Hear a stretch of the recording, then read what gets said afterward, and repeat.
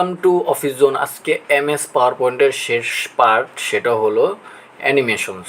ঠিক আছে, আজকের পার্ট নম্বর 6। এটা আজকে এমএস পাওয়ার পয়েন্টের শেষ পার্ট, আর এগুলো বেশি প্রয়োজন হয় না। ঠিক আছে, আপনার পাওয়ার পয়েন্টের মেনই হলো ট্রানজিশন আর অ্যানিমেশনটা।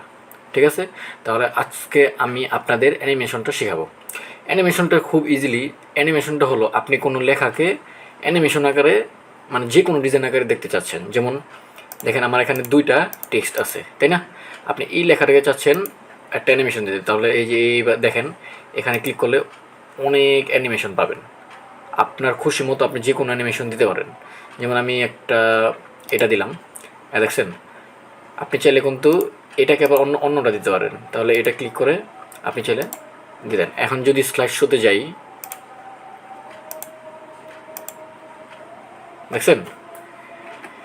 এটা হলো এটার কাজ। এবং এখানে দেখেন আরও আছে আপনার এই যে মোর এন্ট্রেন্স ইফেক্ট, এখানে ক্লিক করলে দেখেন অনেক আরও আপনি অ্যানিমেশন আছে। আর এটা মূলত আপনাদের ব্যাপার, আপনি কিভাবে প্রেজেন্টেশনটা মানে সুন্দরভাবে করবেন, এটা সম্পূর্ণ আপনার উপর নির্ভর করবে। ঠিক আছে, তো এটা আপনারা নিজে নিজে দেখিয়ে নেবেন।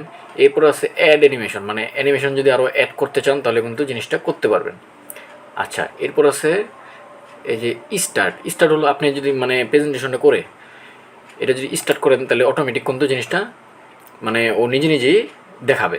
ঠিক আছে, আচ্ছা, এরপর আছে ওয়ান ক্লিক, তারপর উইথ প্রিভিয়াস। মানে ওয়ান ক্লিক হলো মানে আপনি মাউসের মাধ্যমে একটা করে ক্লিক করে জিনিসটা দেখাতে পারবেন।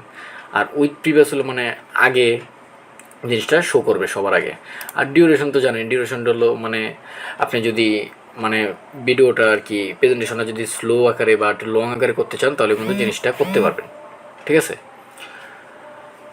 এতটুকুই বেশি ইম্পর্টেন্ট। আপনার মেনে আমি বলে দিছি আগে, ট্রানজিশন আর অ্যানিমেশনটাই বেশি ইম্পর্টেন্ট, আর এগুলো প্রয়োজন হয় না। এগুলো আপনি এমএস ওয়ার্ড, ট্রান্সলেট, এগুলো আপনি নিজে নিজেই দেখে নেবেন।